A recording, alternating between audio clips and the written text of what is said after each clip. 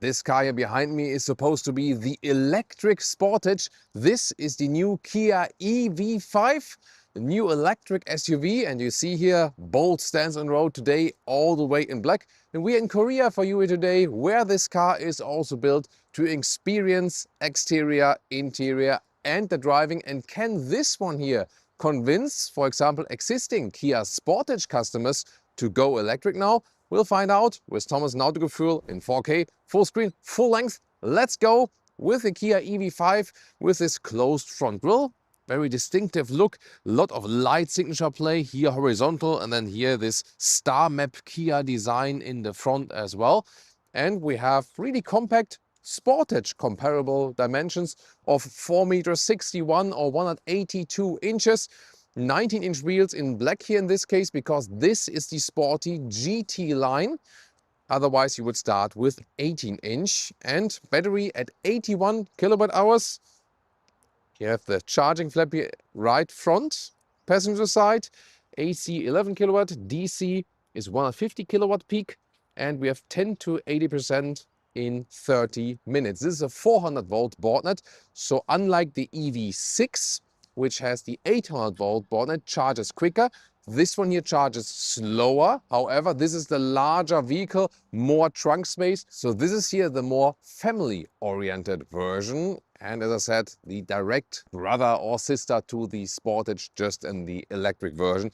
And it also looks like a smaller KiA EV9, don't you think so as well?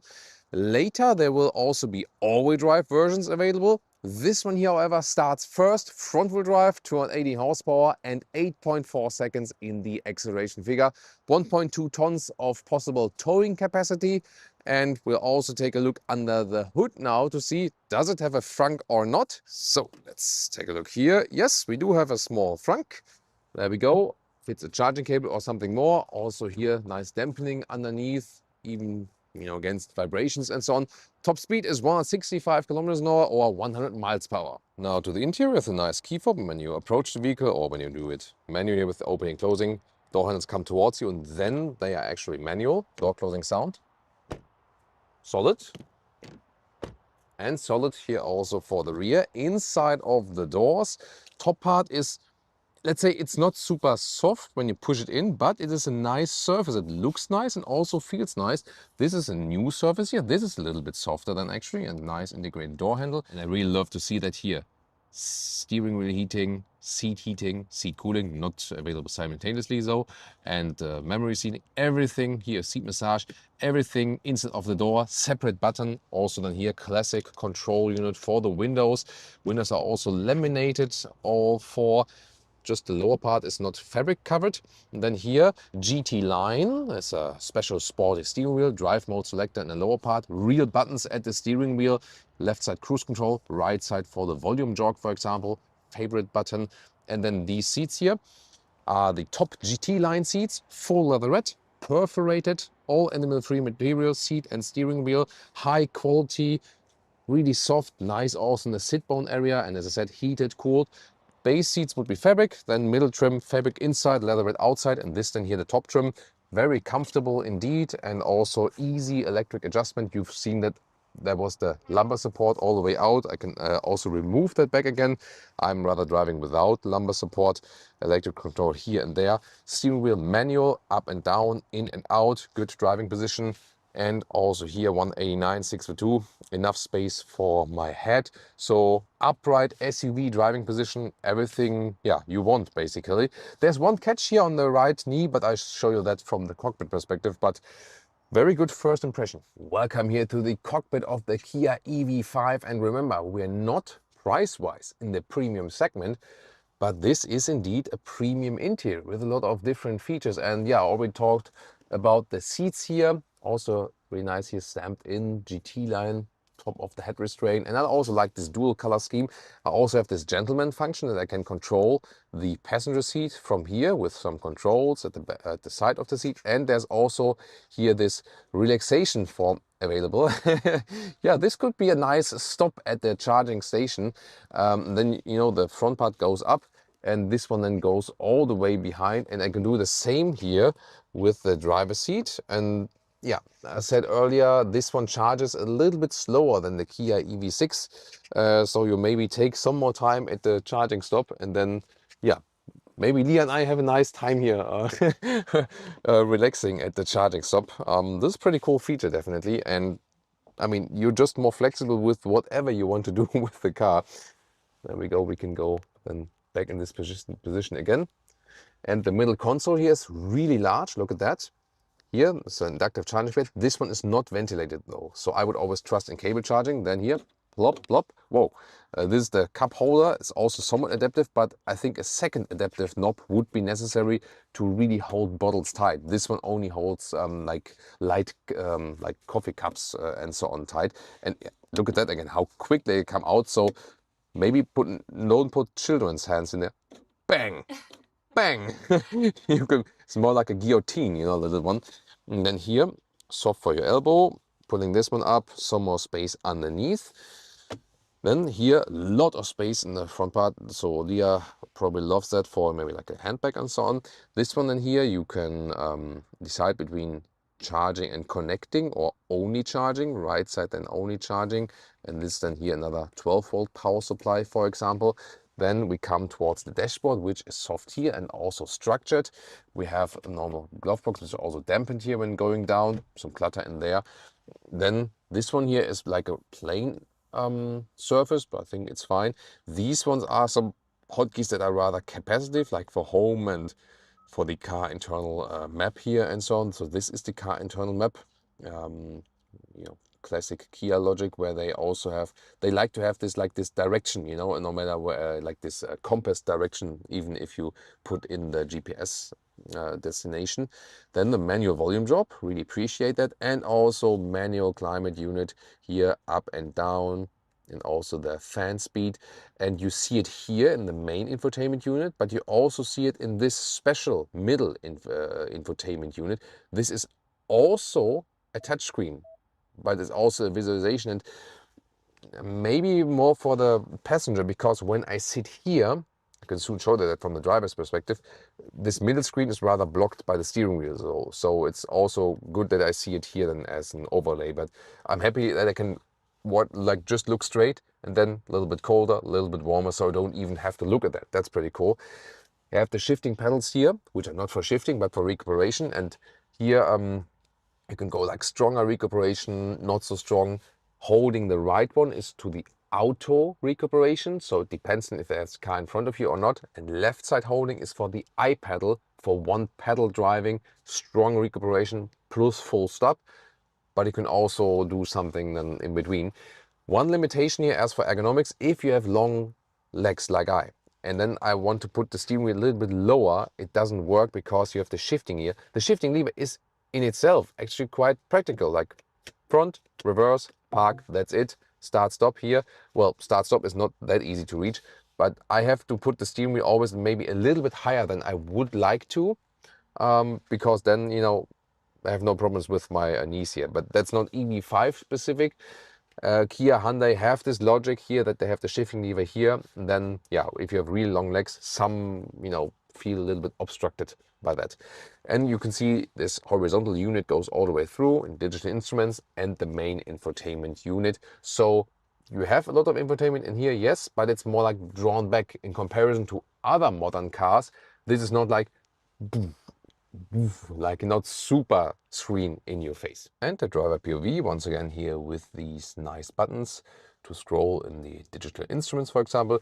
These red flashing lights, I only see them on camera, by the way. It's like the infrared checker if I'm still awake and so on, but you don't see that with your own eyes. Then you have a head-up display right there. And in the EU version, by the way, you will also be able to press and hold the mute button then to cancel the beep, beep, beep chime for the speed limiter. However, we will also have a new sound scheme in this vehicle, which is more subtle, drawn back. Looking forward to that. And here the main infotainment unit, once again with this middle unit. And yeah, I say this map and so on, it could be a little bit quicker, more responsive. Most of the time you will probably then go for the smartphone interface. Smart features are car wash mode, that you don't have to care what you do in the car wash, just activate this one, and also a pet mode is available. Now to the rear seats, and this comes unexpected. We have some luxury features here in the rear, and even beginning with the rear door with seat heating for the rear seats. Of course, this is an option. And then here we have, even in the rear, the laminated glass. It's both in the front and in the rear. That's pretty cool here. And then for the Korean market, in this case also with the privacy foil, that everything is darkened out. It's a thing here. Then it's nicely structured, but not too soft on the top part. Softer than here for your elbow, also with a dual tone scheme. And then surprising features here, we have some hidden tables here. So that's something, right? And this, I would suspect that you can put an iPad up right here also, or maybe like a phone. Would you agree? This is like, yeah, Leah agrees. And the same thing I can do here, or yeah, maybe also for a laptop here or something. It's actually good for editing then here in the rear. So that's actually cool.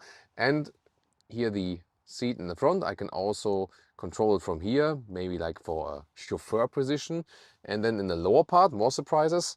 Well, first of all, the climate unit, also manual and easy to read. And then we can pull this here and have another storage for the rear. That's actually pretty cool. It's also warm from the climate unit. Interesting. There we go. And even floor, EV platform. And since this here is an SUV, you don't have the problem that your feet are too high. You know, this is sometimes a problem then, or well, actually always a problem in EV sedans. And then I can pull this one to a rather sleeping position or to a more upright cargo position.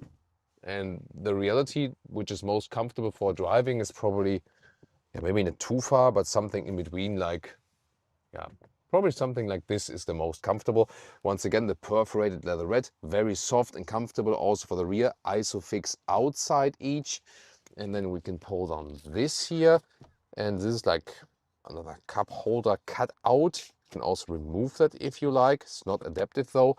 Ski hatch would also be available. You can also pull that down from here. And the space I have here, well, as I said, it's very comfortable to sit here from the materials, also upright. And then some legroom left. This is here with the table though, you know, so I guess without the table you would have even more legroom. And here headroom, still some left, 1A9 602. And this here, the panoramic roof. You can very well see that. And this is also a panoramic roof you can still actually open for fresh air. So we rarely see that with EVs nowadays. And then when it's very, very sunny and hot, you can also apply this shade here. And this also is actually quite quick. Sometimes we have where it's like, okay, we see you next hour, in the next hour, then it's, you know, gone. But this is here actually quite quick. So yeah, the question is, which box is, you know, not ticked here in the rear, even USB-C chargers in the back part of the seats, so they thought of everything here. Now to the trunk or the boot, which is at 570 liter, and one of the major advantages if you compare it to the EV6. Then let's take a look at this one here. Out there would also be a cover, which is not today in this vehicle, but you can see here, this is where you usually have the roll cover. Then we have here a meter or 40 inches in width in the lowest point. And the length here at 35 inches, about 90 centimeters. And about the height and length, this is really variable. First of all, here underneath, there is still even more space. And you can also put this one completely out, or you can move it like this into the lower position. Here we go. So now we're in the lower position, and then we have wow, look at that here, height of 34 inches or 87 centimeters, so very well usable there. And then here you can see the difference. This is the upright, more cargo position, top tether behind, and this is where the bench is all the way in the back. The reality might be somewhere in between, so to speak. And the cool thing is also we even have a remote unlock here. There we go, right and left. I mean, this part is where the build quality could maybe be a little bit better. It's maybe the only thing we found here on the interior. And then let's see this one and this one. There we go. And this is really flexible overall.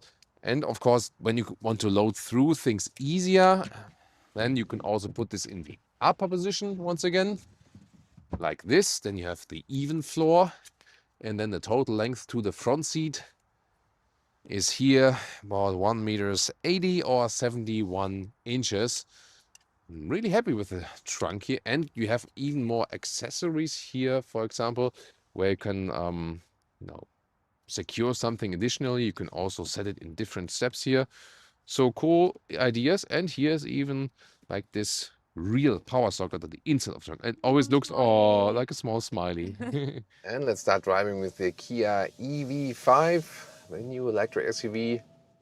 Well, I mean, the original question was, would Sportage customers be convinced? And what we saw on exterior and interior, oh, actually, the Sportage just next to us now, letting us in now. Yeah. So it was fitting to the moderation. I mean, the exterior looks stunning. The interior is great quality and more flexible, actually, even than the Sportage. And now the question is, what does it hold in driving? And of course, we're starting here with the advantages of the electric vehicles, that it's silent, especially also when you're here stuck in traffic and so on. And so on the interior, laminated glass, left, right, even in the rear. So it's really, really silent in here. And if you want to have even more silent on the motorway, you would also close the top shade, for example, to bring the noise level maybe even a little bit lower.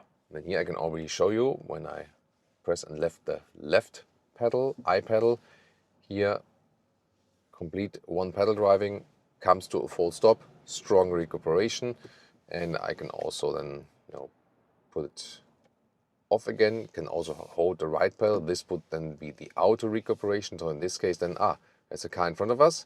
So then it also comes to a stop in the auto mode.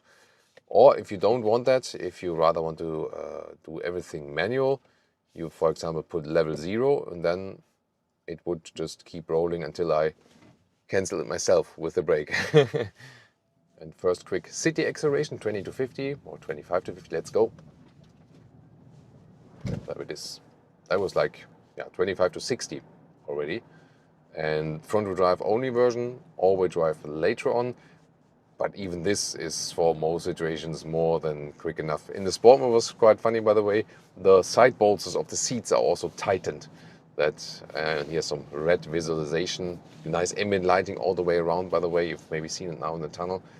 So special sport adaptation then in this case. And also the throttle input is way more reactive. You can also set an individual driving mode. Now going back to the normal driving mode. And the suspension and steering setup, they say, is a little bit softer here for the Korean market. It depends then what's the real difference. Then later on we have to see. For some it might be more, for some it might be less. But then in this case here, I wouldn't see that this setup is super soft. We also have 19-inch wheels on here, right? So 18-inch you would pick if you want more comfort, 19-inch then for the GT line, and if you want like a sporty approach to this vehicle. But I have to say it is already quite firm. Let's now drive a little bit quicker onto this inner city motorway. And here there's no dead zone area, so good reactions from the steering. I also don't feel that it's too soft. Let's see here in the sport mode once again. Maybe a little bit more feedback than in the steering. But I think that's overall fine. Here, let's get onto this lane change. Yeah, the car is not shaking up at all. Since you have these electric SUVs, the center of gravity is really, really low. And that means you also don't have so much shaking anyways, So yes, on the one hand, downside of the EVs is that you have higher weight. But then again, center of gravity is low. That's again a good thing. Here, also this blind spot monitor integration in the instruments. Always when I turn left or hit the turning indicator, then you also have this additional blind spot, but also the triangle in the side mirror. So basically a dual blind spot visualization. And when I hit the right turning indicator, you have it here on the right side. And it will be very interesting to find out now more about the whole sound experience. Maybe you will realize that while we drive, or maybe the thing is that you will not realize it. And that's actually the goal, because before we had a lot of, let's say, unpleasant sounds with this vehicle, with Kia, Hyundai, Genesis vehicles. And that was often a little bit annoying.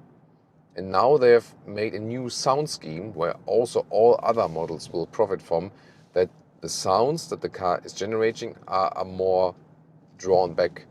That it's not like, or I sometimes say like some sounds, even when you have like the ignition on and open the door or something, you thought like, oh, there's like a, I don't know, like a bomb is about to go off or something like that. But now everything is more drawn back. So they got the feedback then from us, got the feedback from you, and now everything is more subtle in also how the car is basically communicating to you. That's actually a good thing. But the first beeping sound right there, for example. There we go, and now we're driving 80 kilometers an hour, like about 50 miles an hour, and you already profit from this good noise insulation. This wave we just went through, this is maybe where you feel the little bit softer Korean setup, because here on this market, everything is set on comfort, with the seat heating, seat cooling functions, which are really, really very popular here. And then the suspension should rather be soft. You often go like straight, stuck in traffic, jam and so on, or maybe if you have an uneven road.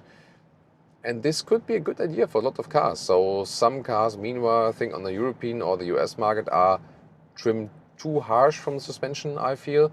So maybe they should adapt something from this market here, or what do you think? By the way, when you are in dense traffic, you can of course also here set the adaptive cruise control. Distance is kept to the car in front of you. Let's maybe here manually overtake, because this lane is a little bit stuck, so to speak.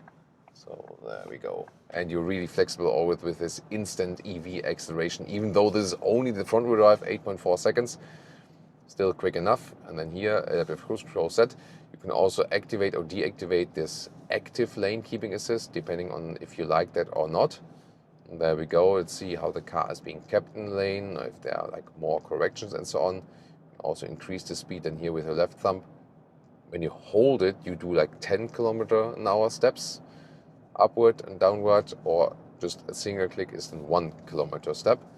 And so far, there's a Sportage once again. The Sportage also a very popular car here on the Korean market, of course. However, they rather prefer the bigger versions. The Sorento, for example, which is right there. And the same for the Hyundai Santa Fe and the Hyundai Tucson, where even the Santa Fe is sold more often the bigger version each. So that's a curious thing to find out always. So far, the cruise control here is making good job. So good acceleration, good braking, and also how the car is kept in the lane in a very smooth way. And yeah, I can just stress again this. There seems to be like this new KiA focus to make the cars more upmarket, make them more comfortable, add a lot of features. Whoa, whoa, whoa, whoa, whoa, whoa! This is beginning to be interesting. This traffic and people just pulling into the lanes. Yeah, that's about the crazy traffic situation here in Seoul. People living in Seoul might confirm that. But you always feel very agile and quick with this electric drivetrain, although you're already driving like a significant size SUV, let's take it that way. And we recently drove the KiA Sportage facelift. So they are back to the original initial question. And since you have this calmness, but at the same time, this instant acceleration, this feels more upmarket in driving than the KiA Sportage. The Sportage might also not have like the, let's say, engines that are most emotional, so to speak. So this one then here helps to give you a more sophisticated driving experience. That's definitely the case. The crucial point for some still might be if you don't have the proper charging infrastructure, of course. That's, to me, still the main issue for people that want to switch maybe from combustion engine to electric drivetrain. But everything you experience as a customer beside charging infrastructure, you really have to say that you here get the better car interior and driving experience with the EV5 if you compare it to the Sportage. That's definitely already a very interesting finding. You maybe saw that here, I'm not sure, like 20-30 seconds ago, there was like some intervention from the steering wheel, which was maybe a little bit too much. But overall, I think also decent job here from these assistance systems. Oh, just saw this baby blue Porsche Taycan. Porsche is also a thing here in Korea. So one of the biggest Porsche markets, although it's like population-wise not such a huge market. It's a significant market, but surely not the biggest ones population-wise. But Porsche is really famous here as for like the foreign foreign cars, and of course Tesla Model Y and Mercedes E-Class also very popular non-Korean vehicles here. Other than that, if you look on the road, the Hyundai Kia dominance here and a lot of Genesis is really significant. So a lot of domestic cars are being used here, very popular. And about this suspension and the 19-inch wheels, so I feel it's okay from setup. So looking forward to if the European version would be much stiffer or something, but also when you have like, something like the transverse bump on the road or here these manhole covers, still okay. 18-inch would give you more comfort, but I think you're really fine. Here, by the way, also like when we are like this, it's like really steep. looks pretty funny, probably also on camera. And then it's so easy with the EV also in these situations because you don't have like the engine like going like this, and of course with a manual you would have to work the clutch, and here it's so easy just to stop anywhere and then to smoothly get going again. So that's overall a very easy and relaxed drive. This is how I would summarize this one here. Super smooth vehicle and adds really to this premium atmosphere. And here the camera system, you can see we have this visualization, can look backward, can look forward, it's the front view camera. And here also this very interesting visualization that I see, drone view from above. It's of course all done with the cameras around the car that you can really see what I'm doing. And the first consumption average, here we were driving 80 kilometers an hour, like 50 miles an hour on the motorway. And this was here 17 kilowatt hours per 1 kilometer, so 3.6 miles per kilowatt hour. That would be a real world range from these limited speeds, so not too fast highway, city driving and so on, of 480 kilometers, or that is about 300 miles, approximately like that. Yeah, but that's like the most ideal situation. I mean, it's not too warm here today. At the moment, 7 degrees Celsius, so pretty cold. But this was like, without high speeds, because here, like, and on a lot of Asian markets, this is still like a realistic figure, because in so many dense populated areas, you cannot drive faster anyways, German motorway, higher speed will be a different animal for sure. Pricing from 46,000 euros to 55,000 euros if you go GT line and full spec and so on.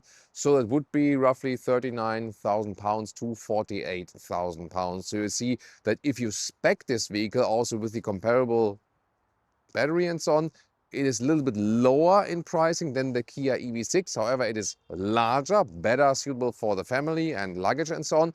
However, then with slower charging. So tell me, what do you think about the KiA EV5? And if you would actually exchange a Sportage petrol against here the electric version, so to speak. And now it's time to check out some competitors.